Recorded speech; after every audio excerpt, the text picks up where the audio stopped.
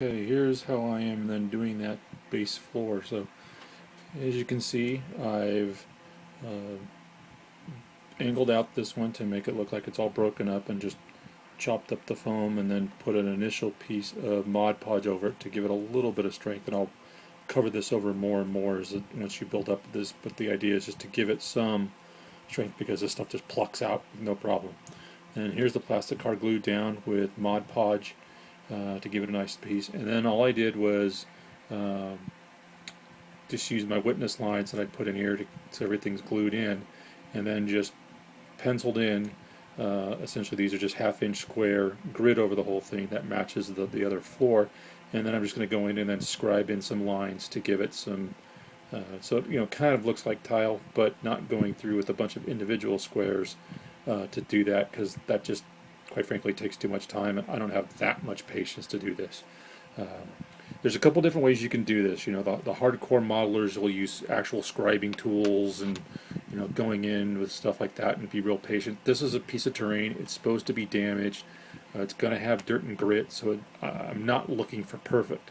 So there's a couple ways you can go about doing this. Because this is pretty thin plastic card, you know, you could cut essentially all the way through it and really score your line through.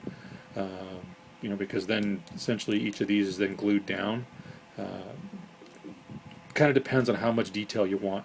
But you have a couple different tools that you could use. You could use you could use your X-Acto knife.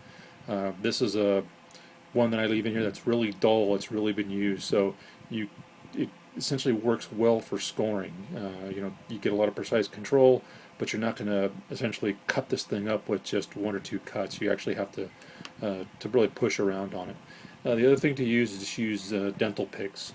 This is just a really cheap set that I got, I think, from Harbor Freight that I've been having. You can see I've even bent the end of this thing, and essentially this will do the same. This will do essentially the same thing. The downside of this is uh, this will do a relatively small line and may not necessarily stand out for what you want. So you may have to go through this multiple times, dragging it. So given this number of squares and these number of lines, that could take a little bit. So what I'll do is I'll try doing a couple ones and point it out, and once I pan it up, I can point out, say, hey, this one was done with this tool, this one was done with this tool, and everybody can kind of be their own critic of which way they like it. So that's the basic at this point. I'm just going to sit down and start scratching this stuff out here before I go to bed, and go from there. So I'll see if I can give you a picture of it after that, so you can see what kind of visuals are on it, and go from there. Be back in a little bit. Okay, here's an update I told you guys on the scoring of the thing. But what I told you last time, I was going to do portions with this and then portions with this, and this is a dull blade off of X-Acto knife, and this is just a uh, inexpensive dental pick with a couple different points on the end. So what I did is I first started off just using this tool, scraping these lines, started all here and then kind of about the halfway, and then I switched over to the blade and started cutting the lines. And kind of what I found is this actually does a decent groove, but it's kind of hard to control, and trying to use this end actually didn't work at all, both partly because it's bent and then just trying to keep it in control. And at that point, then I was like, all right, now I'm busting the ruler out, and I don't want this to be perfect. This is not,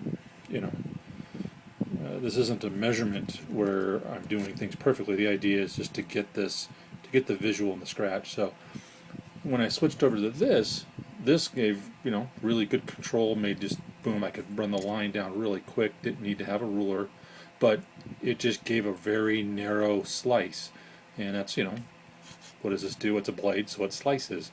So what I ended up doing is this gave me actually a nice template. So as I cut along the lines I originally made, it actually scored it really well. So it gave me the beginnings of a groove, and then this became really easy. Actually, this end became then really easy to come in and gouge out uh, the lines that I want, and I could go back and continue picking at and scrape and different things like that, and just I don't know if you can see, how the picking. Those are actually some of the shavings and stuff like that that are coming out of this. And let me see if I can give an angle so you can actually see. So there you can actually start seeing the score that's actually in this plastic with this tool. And so all I have to do is just continue to kind of go through and scrape it a little bit more if I want to make it deeper, but I think it'll give enough there so when a wash goes in it, it will, make it look like they're lines and like they're individual pieces of tile. And all that it actually took was a few minutes of scraping this through and some really simple details and stuff in the plastic, so you got still a nice hard durable piece for it, but can easily put some details. And then I'm going to go in and break up one of these tiles, put like a little explosion because they're going to pick stuff out, so I'll cut this out, and then this will give a nice jagged, and I'll tear some of this so the plastic will get that teared look, but then the foam underneath will give me the ability to pick some things out and make it look like a something as an impact or something like that. So, but this worked out fairly well. Actually, not just one tool, but both of these in combination gave a very, I actually like how it looks. And I'm just going to go back and again clean some of this stuff up, and this portion of the tile will then be done. And all I do here is stick in the pieces I'm going to use for kind of some rebar to give it that, again, the concrete look, and then I will glue this down to the base and start the base assembly, put the building on top, and then do the rest of the stuff around it. So hopefully by tomorrow I should be able to start that basic process, and then the rest of that point is going to be painting and detailing, just building up all the different weathering effects and stuff like that. So more to come. Okay, just another quick update here. Wanted to show you what I've done then for that bottom floor. So what I've done is gone ahead and just used the ubiquitous toothpicks, pushed them into the foam with a little bit of glue, cut them off, and then I'll do some more stuff with that here, and those will get weathered up and rusted to look like this. And then I hacked out a crater, pulled it all out, and then again went in with some Mod Podge in it to get to toughen up that foam, just because the foam is so fragile and it just comes apart. And at that point, so that's basically the majority of the mock-up that I want to do to this. And then at that point, probably maybe tonight or tomorrow, glue this down to the base and then finish the rest of the surrounding materials for the building. And then what I've also been doing has been kind of while I've been watching baseball games today, has been putting some block colors on the building. So what I've done is I've gone in and added some different subtle highlights and tones like this with the airbrush on the inside. So this is more of a beigeish color, so the walls have a different piece, and then just use that red around what looks like supposed to be a baseboard to really give it just a real eye-catching color, but without being overwhelming. And then just painted the individual tiles here. And as I've done it, I've actually done it fairly sloppy, if you this way, because this is all going to get weathered and stuff like that. And then these are supposedly just then the base wood for the beams, and then just started doing the details underneath it here. So beams painted all the way through, and just did little some old gold inside of those bits, and then I'll tidy up the edges.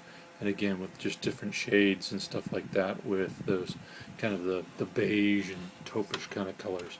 And then I've also started on the outside. This is a lot more subtle, as I use the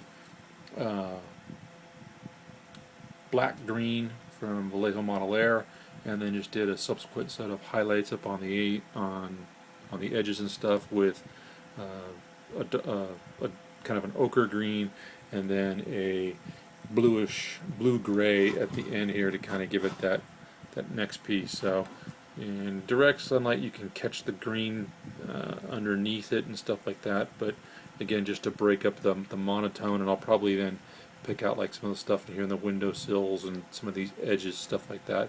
Probably hit them with a brown, just to make it look like some wood and things like that. Just give it some additional color, and then being just this monolithic drab piece here. So that's the base. This will probably, as I said, get a couple more primary colors in those base color stuff, and then it's going to get a gloss coat, and then we'll start hitting it with some washes and then dry brushes, and then we'll finally seal it up with a matte coat. and that will be the majority of the painting for this, and then I will glue this down to the ground floor piece and finish up on tying it all in the details with it'll be like bushes and shrubs. There'll be some inside of here and then going wrapping around the edges, and that'll hide the foam edge of this whole thing. So that's the update for where this thing's at. Bye.